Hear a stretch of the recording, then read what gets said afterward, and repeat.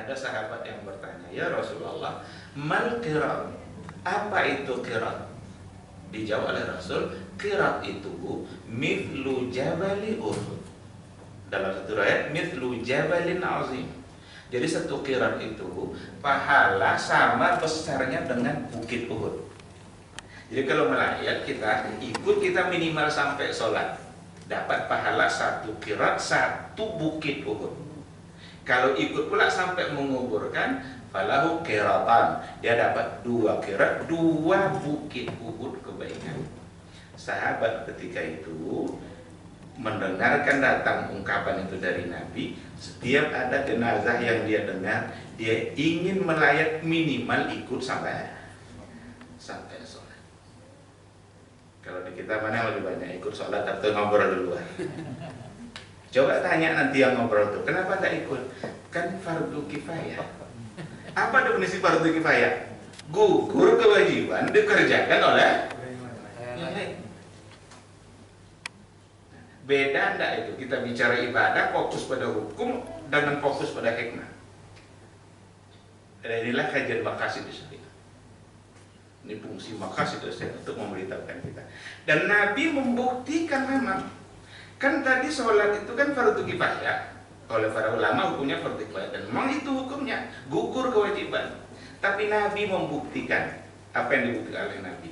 Ketika ada yang kan ada nenek-nenek yang biasa bersih masjid, tiba-tiba dia meninggal kan? Besoknya tidak nampak lagi sama Nabi. Mana orang yang kemarin bersih-bersih masjid? Kata sahabat, dia sudah meninggal ya Rasulullah. Kenapa kalian tak kasih tahu saya? Kata sahabat itu, kami khawatir akan mengganggu kamu ya Rasulullah. Kata Rasul, tunjukkan ke saya mana kuburnya. Kuburnya di sana ya Rasulullah. Diajak oleh Rasul yang tidak ikut, kemudian Nabi pergi ke kuburnya dan Nabi menyolatkan yang tadi di. Padahal kan sudah sholat kemarin, kan sudah selesai fardu kifayah. Kenapa Nabi masih mengerjakan? Berarti Nabi ingin mendapatkan pahala. Padahal Nabi mengejar pahala seperti itu. Nabi mengajarkan kita bagaimana agar kita mengejar peluang-peluang kebaikan seluas-luasnya. Kan Nabi tidak bilang, oh ya udahlah kan kemarin kalian sudah kerjakan, selesai sudah. Nah jadi 2 contoh ini terbukti apa yang diungkapkan oleh Imam Syatibi, al-maqasidu ruhul ibadah. Maqasid itu ruhnya sebuah ibadah. Semakin kita mengerti dengan ibadah yang kita kerjakan, maka semakin kita akan bersemangat mengerjakan amal itu. Tapi kalau semakin tak mengerti kita, maka hanya akan menjadi rutinitas saja. Kurban umpamanya. Kalau tidak ngerti kita apa yang ada di balik kurban itu, betapa beratnya untuk memberikan uang yang hanya 2.500.000. Berat sekali. Padahal di rekeningnya 1 miliar. Hanya untuk memberi. Kenapa sulit? Tidak tahu dia apa yang akan dia dapatkan. Itu bulunya, tanduknya, semuanya itu akan menjadi saksi kebaikan di akhirat kelak. Maka kulit itu tidak boleh dijual. Tidak boleh dijual kan? Nanti tidak bukulit, nanti kerbaunya di akhirat kelak.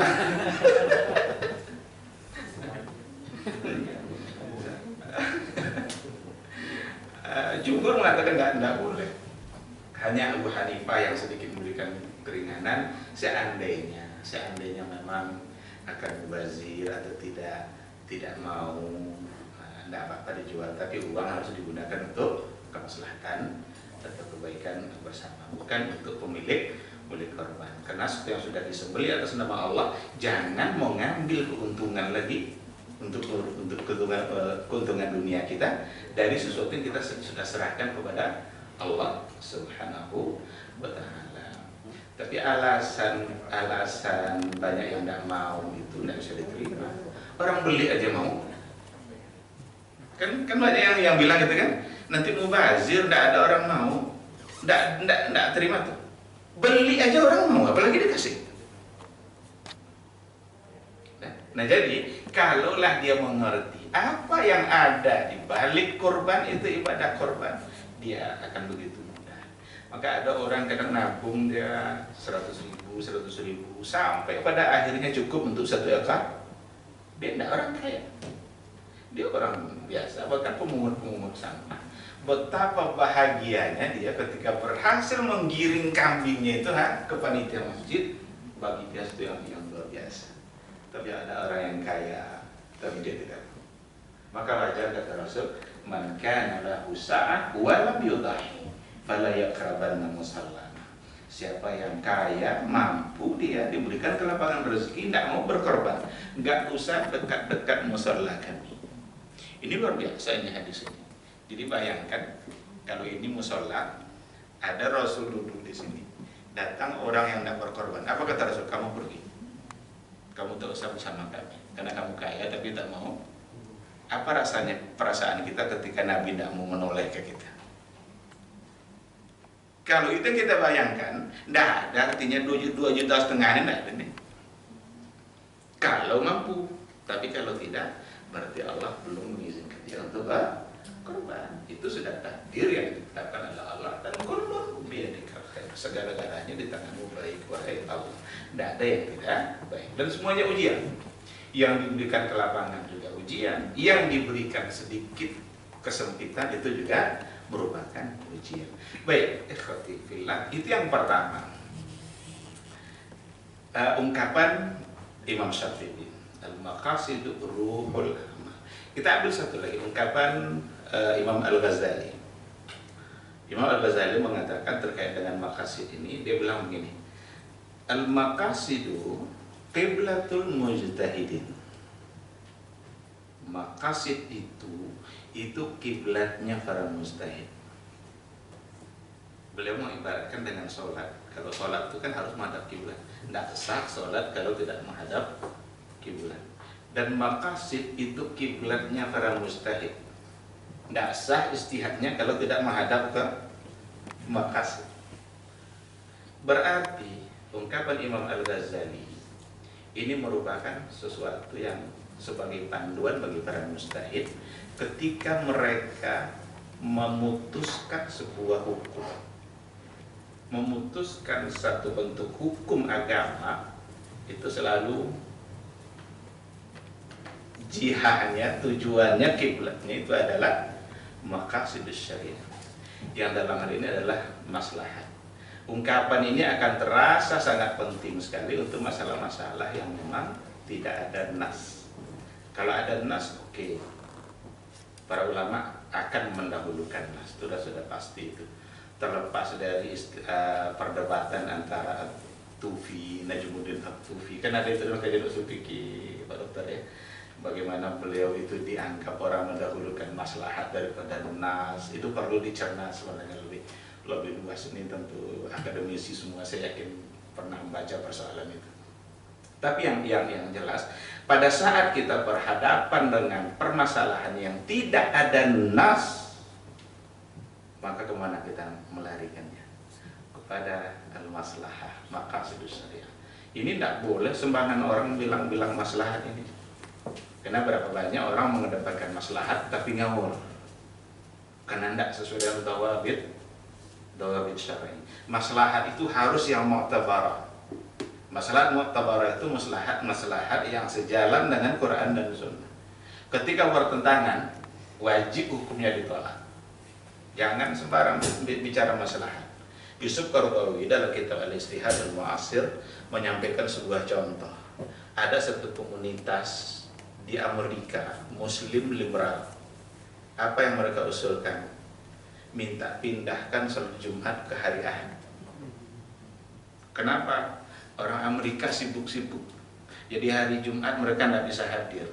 Kalaulah dipindahkan sholat Jumat ke hari Ahad, niscaya mereka akan hadir bisa mudah, dan tausiah gampang didengar, dapat ilmu lah mereka.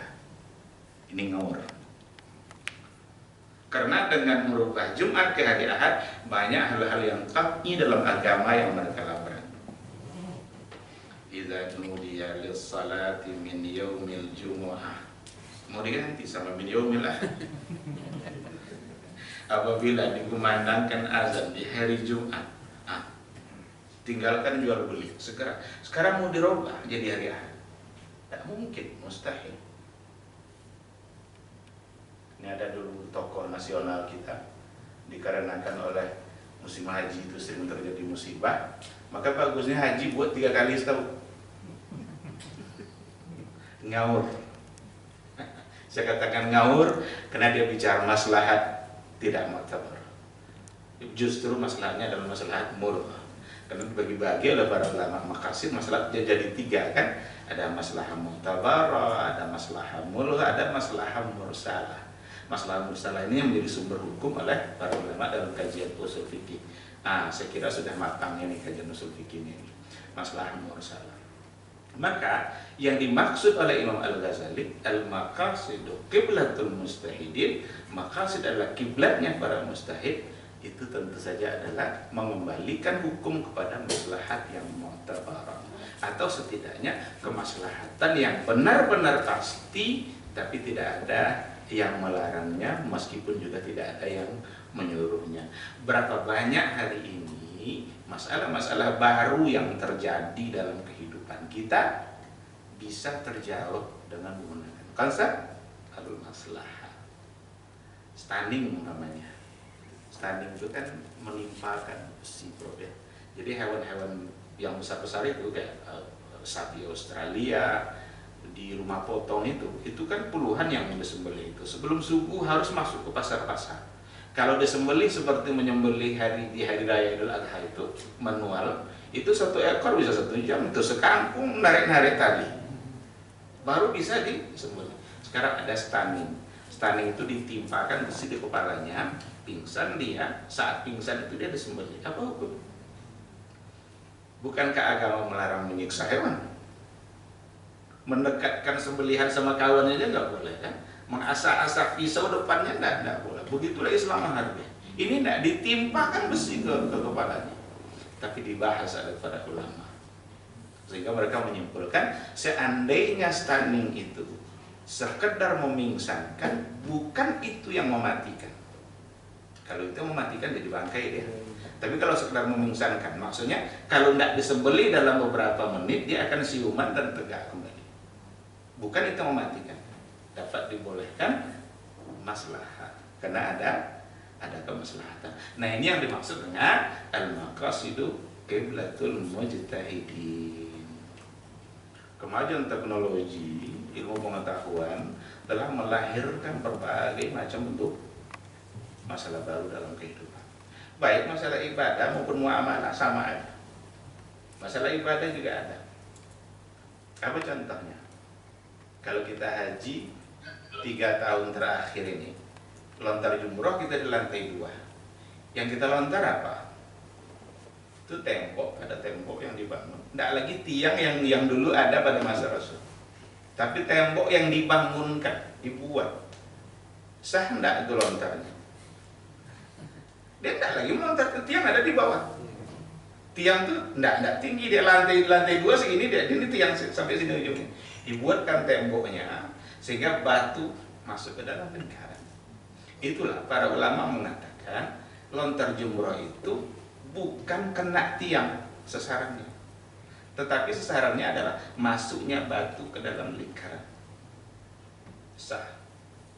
Bahkan seandainya kena tiangnya lalu pantulannya keluar dari lingkaran, tidak sah.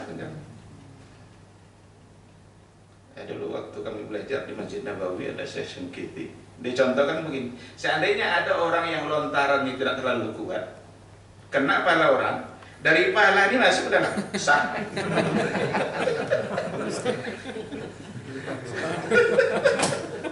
Karena batu masuk. Jadi sasarannya bukan kena tiang. Nah, atas dasar itu dibangunkanlah temboknya, masuk ke dalam lingkaran, sah. Apa dasar membangun tembok lontar jumroh ini? Al-maslahah. Karena kalau dia melontar di lantai bawah, itulah dulu yang terjadi. Banyak jemaah Indonesia yang meninggalkan diinjak-injak dan lain sebagainya. Jadi solusinya bukan buat haji 3 kali setahun. Karena kalau dibuat haji 3 kali setahun, di mana salahnya? Salahnya adalah kapan dia Arafah. Karena Nabi mengatakan al-hajju, bukan yang untuk hadis, al-hajju Arafah. Yang haji sesungguhnya ada pada Arafah. Berapa kali satu tahun? Sekali. Kalau buat 3 kali setahun, kapan hari Arafah? Jadi melanggar yang qat'i dalam agama. Itu jangan sembarangan bicara maslahat. Tidak boleh. Harus ada dawabit syar'inya, kriterianya harus jelas. Kalau enggak nanti hancur agama. Nah, jadi 2 ungkapan ulama ini menggambarkan betapa pentingnya kajian maqasid syariah. Saya mungkin ingin kita berdiskusi. Saya tadi sudah janjikan biar tidak terlalu lama saya memberikan materi. Mungkin kita ada pada diskusi, Prof ya. Saya juga ingin berikan masukan-masukan apa sebenarnya yang diinginkan dari kajian maqasid syariah ini. Tapi yang saya sampaikan tadi saya kira adalah mukaddimah sekilas tentang apa yang ada pada maqasid syariah dan seperti apa urgensitasnya untuk kita pelajari. Terkait dengan bab pembahasannya tentu akan sangat banyak sekali itu ya, mulai dari pembagiannya nanti atau dan lain sebagainya. Mudah-mudahan Allah memudahkan kita nanti untuk melaksanakan kajian itu. Saya kira itu dulu materi dari saya. Saya kembali serahkan kepada moderator. Silakan kalau seandainya ada hal yang kita perlu berdiskusi.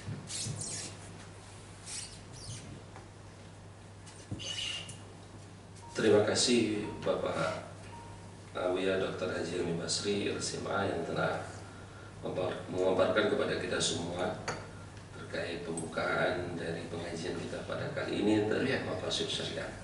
Oh ya, bagi bapak-bapak yang sudah ada makanan dan minuman yang telah terhidang, yang offline, yang online, yang belum nggak dikirim ya. Iya, dipersilakan untuk mencicipi hidangan yang telah tersedia.